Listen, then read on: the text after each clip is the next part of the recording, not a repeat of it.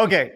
We spent a lot of time talking about the Switch 2 yesterday. There's been a lot of back and forth about this thing. For the most part, I'd say the mainstream media in the video game space, the traditional access media, has had a response of like, what happened, Nintendo? I saw GameSpot had an article about that, like that yesterday, and a couple other outlets that were saying just like, remember when Nintendo used to challenge us or surprise us? And it was like, you fucking idiots. Logan, I'd love to hear your thoughts about the Switch 2. I'm not too far from the kind of idea about it, but we really don't know too much. But I will say that trailer, and I put this on my video, Wii U vibes. Yes, Wii U vibes. Unless they do something different with the cartridges or the boxes, you're going to get people getting confused buying Switch 2 stuff thinking it's going to work on their Switch 1, and then you're going to have parents doing stupid decisions, people getting upset that this doesn't work here, that doesn't work. This is coming from someone who worked gaming retail for many years, so that's how I looked at it. If you step back and just go, oh, Nintendo's playing it safe.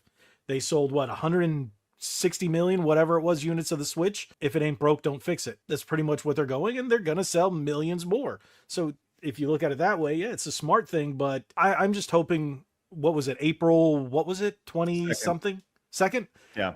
They tell us more and show us the boxes, the carts, just the whole marketing around it, so people don't go, oh, it's the same thing, or oh, all this can work on my old one. And that's really the, I guess you could say, the approach I took to it. So allow me to kind of counter that, if you will. There's precedent for this. It's called the PlayStation. The PlayStation 1, PlayStation 2, all the way to PlayStation 5 now, PlayStation 6 and 7 and 8 and 9 and 10 and whatever, right? I think that what they're doing here, and this actually brings up this is actually a really good transition to this this next point. This is from Andy Robinson, who is a games journalist. Says Switch 2, almost certainly the last generation of the original Famicom creators, all at near retirement age, with many approaching 60. End of an era. I looked at that, I was like, you're damn right. I said, this is actually a great point. We've seen many instances where people are fans of whatever company, only to realize that the people who made you fans of that company originally were no longer there at that company. And as a result, the company suffered. Going in on the Switch design actually puts Nintendo in a safe direction for their transition to newer talent / creatives. When these original creatives leave,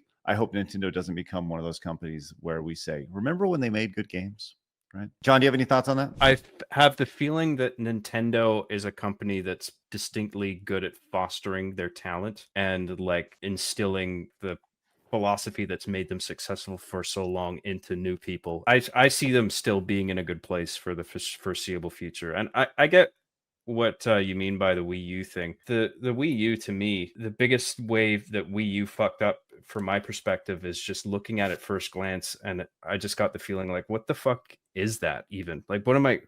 The function of it wasn't that clear. With this, the Switch 2, the function seems quite clear. It's a design that it makes sense to stick with. Like the fact that you have immediately 2 controllers for offline play to play with your buddy or whatever. Like, it just makes a lot of sense to stick with it, at least for the time being, before moving on to something perhaps more advanced and different hardware wise. When you go and you look at the Wii U in particular, like, I think the Wii U was almost a prototype for the Switch. It's very similar, right? But they didn't have all the functionality ready. And I said this a couple times in the show, but I think what Nintendo is doing by putting a numeral behind the Switch is they're saying this is our console moving forward. I think there'll be a Switch 3. I think there'll be a Switch 4. I think there'll be a Switch 8. Because that's actually my problem with it. That's never been Nintendo's MO. And it's just, growing up with Nintendo, it kind of rubbed me the wrong way that they just took the lazy way out and said, oh, we're just going to call it 2. Let me tell you why. I feel that they've perfected the video game console, right? Everything that you do that you can do on the Switch is everything you need to do. You can take it on the go. You can plug it into your home. You can connect your controllers. You can remove your controllers. You can play with the regular control. Like, from a video game perspective, you don't, the idea of the headset for VR doesn't matter to Nintendo, right? All they're doing is, at this point, is refining what they've already perfected. I think that's what the way they're looking at this is. They're like, we did it. This is exactly what we want. And if you look at the iterations of every console, that's been what's happened literally from the start. You go from the NES controller to the Super Nintendo controller, the leap in graphics there, the leap in the controller, the Super Nintendo onto the N64, the going from 2D to 3D, and now you have three-directional controller. You go from that to the GameCube, and the GameCube kind of going more back to the dog bone controller, going from the N64, the GameCube to the Wii, where you now all of a sudden you have motion controls. Then you go to the Wii U and they're like, well, we think we nearly have this thing. You can play not just on your device, but you can also play on your TV, but you can also play on your device. And we're going to have the DS aspect of it where you have the dual screens. Then you go from that to the Switch and they're like, we fucking nailed it. I mean, and I'm talking about the home consoles. That doesn't even include the handhelds. Like the handhelds themselves are, those are technological wonders as well. And they did the exact same thing. And I think that's what you see with the Switch is this is everything that Nintendo has ever done in the video game market optimized for what they as a company want to do. Nintendo doesn't make video games. They make Nintendo games. And I think that those are different. They're different than what you see on the market. And that's what makes Nintendo. I like where you went with that. I really agree with what you're saying overall. I can understand the different perspectives because again, someone working with the consumers, that was my perspective, and you're coming at it as a totally different angle, and I definitely respect that. I think that's a very great approach to it. Thanks.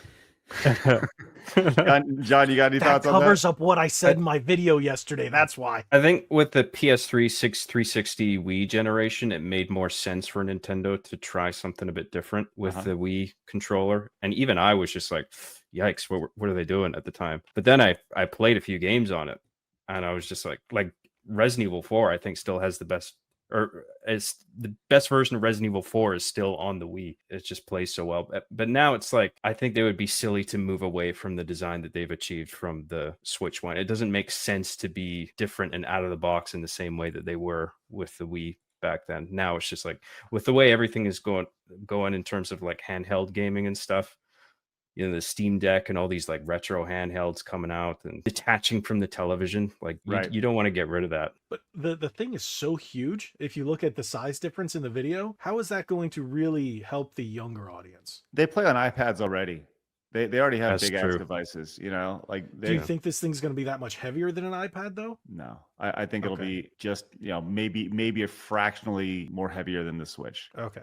Technology's changed and it's gotten more optimized since the 7-8 years since the Switch began manufacturing. Well, we do have some new leaks about the Switch 2, and this is courtesy of Reddit, which, hey, it is what it is. Look, everybody has an uncle who has a brother who knows the dog whose uncle, sister works at Nintendo, right? We've all been there. Fun story. That's actually how I learned remember back in Street Fighter 2, the first time Street Fighter 2 was released, you could have the mirror match code, which is down R up LYB on the Super Nintendo. Wow. I actually did have a friend whose uncle worked for Nintendo, and we actually knew that code before it was mainstream, which was pretty cool. So you said, "Wow, dude, that just triggers some nostalgia for you." Yeah. All right. So speaking of these Switch 2 leaks, and let's take these with a grain of salt, as always, because we're all speculating here. Because we can do that shit. New Switch 2 leaks: Mario Odyssey,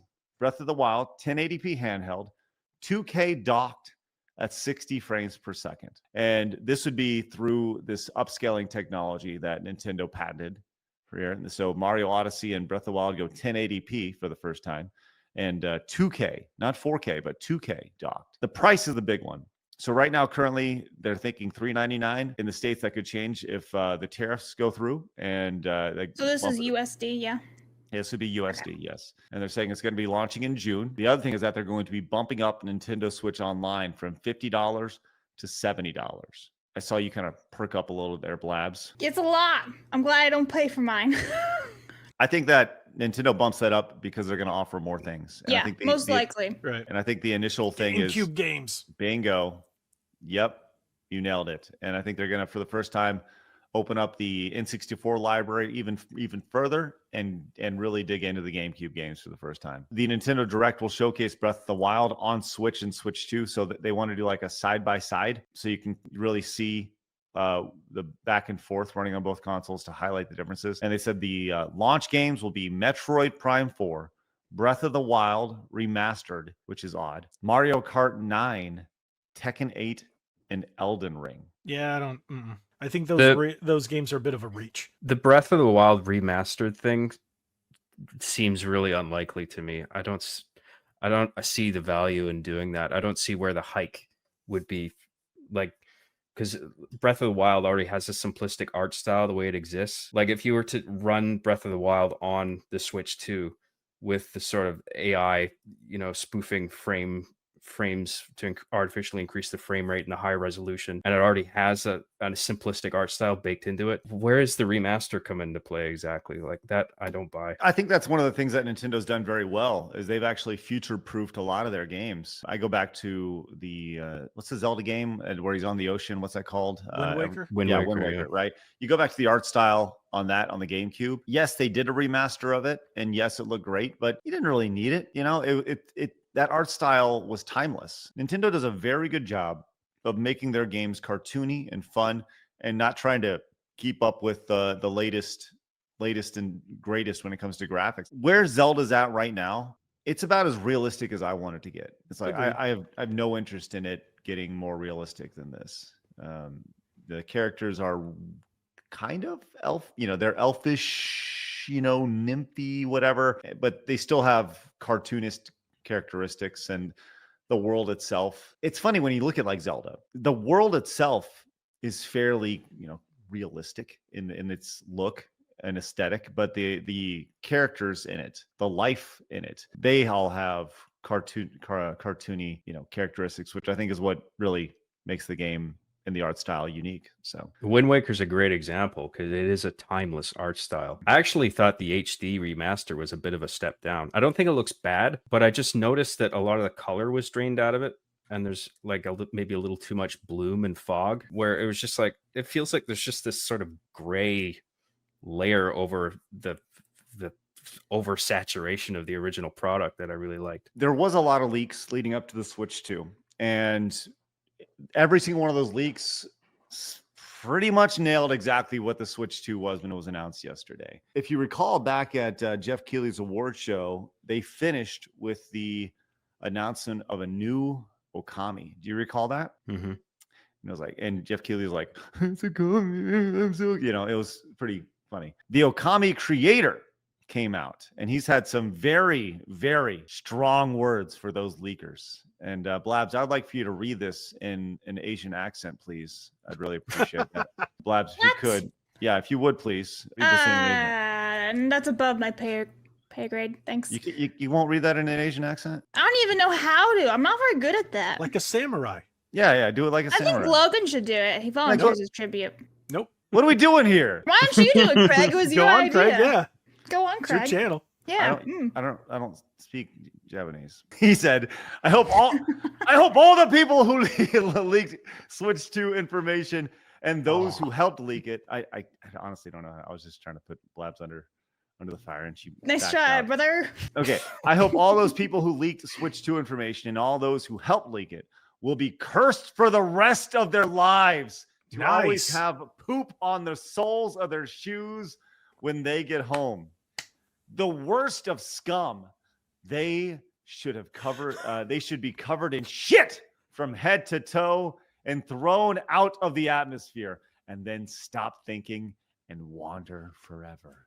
They need to be crushed as soon as possible. So I can't help thinking they're not being serious. Like, it's so extreme. I feel like they're joking.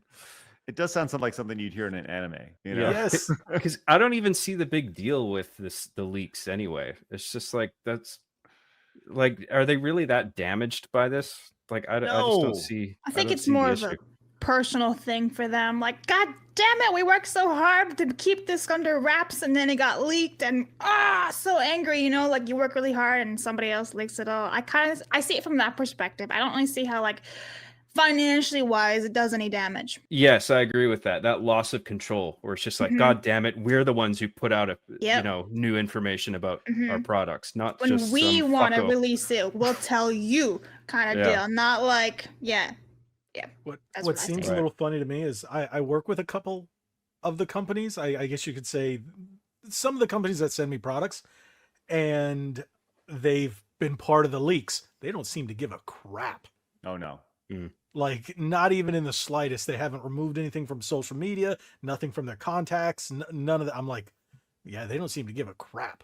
Yeah, it's pretty funny because, and I think you guys are right. It's about controlling the message, and Nintendo historically has done a very good job of them being the arbiter of their message. They're the ones who are, let's not forget, back up a decade ago, and nobody was doing something like a Nintendo Direct, right? You go back then, and E3 still going and blowing, and Nintendo said, no, we're just gonna control that information ourselves and put it how we want to do. We're not going to allow anybody to mess up on stage. We're just going to be able to do our own Nintendo Directs on our timeline and our calendar. And you know what? They've been extremely successful at that. Extremely. So I did see that there was a story where there's these former Nintendo people who work for Nintendo. They have a podcast now. It's like Kit and something. Krista. And Kit and Krista. Yeah. And they're like, internally, Nintendo's very upset about this. It's like, yeah, no fucking shit. Like, I saw that. I was like, yeah, dude. Like, what are we doing? In other news, the water is wet. Right. Sounds good. So we'll pray for the Okami Creator for that, and if he can work through his anger issues, hoping that people will wander forever for leaking this Nintendo Switch 2 news. Could you imagine in some ethereal plane, these people are walking forever, looking down at their souls, wondering what is next as they continue to walk through this vast wasteland of nothingness. And then they finally find somebody and they say, why are you here? I leaked the Nintendo Switch 2 news. Like, just, doesn't make a whole lot of sense. And Nate the Hate, look what you brought upon yourself, an eternity of shit on your souls and walking aimlessly. If it was just one of the punishments they listed off, I might think like, oh man, they're pissed. But it's like, shoot them into space and cover them in shit and crush them. Like, in what order? In that order? I was like, what order? All of those things, huh? Like, Yep. You really hate those guys. It's where we're at now, man. And this guy is taking it seriously, taking it very seriously. Speaking of Nintendo, and emulation has been a very big part of, their stance. And we never really quite understood what their stance was until today, where after shutting down several popular emulators, Nintendo admits emulation is legal. And you may perk your eyes up a little bit, your eyebrows up, and go, hey, what are they talking about here? Here's the TLDR of it. The top IP lawyer at Nintendo agreed that emulators are technically legal at a panel for IP. They run afoul in the law when they bypass encryption, recreate copyrighted programs, or point users to pirated material. And we know that Nintendo team has been aggressively pursuing emulation projects for years. So, but once again, they go like, as soon as you touch our IP or our copyrighted products, that's where we're going to fuck you up. And historically they have. You guys got anything on that? Well, they're a bit hypocritical with their stance on emulation. I mean, it's in their interest to officially consider it legal because they've profited off of it. I mean, those miniature NES or SNES consoles that they released were running RetroArch. Like, it wasn't obvious that it wasn't on the box or anything, but you could put in a specific controller command and go into the RetroArch root menu. And really, I think, yeah. Wow. And they've had events where they display old games, and they have, I think it was proven that they had emulation software running to generate those. You bring that up, and we were talking. Yeah, there you go. Right there. This actually has over 200 plus games on it right now. Did you hack that? Because I did. No, I did not. My best friend did. Oh, okay. It's funny because I remember when we were there was the video from the Nintendo Museum where and someone unplugged the controller and it made the Microsoft Windows sound of the game is playing and they unplug the controller and it's like ding ding ding whatever, and it's like, oh shit, just kind of funny to see. So well, more Nintendo Switch 2 news coming soon. I'm sure we'll get all of that, and it'll be great. Can't wait. I'm really excited for the Nintendo Switch 2. Yes, I'm a giant Nintendo jerk and I love it.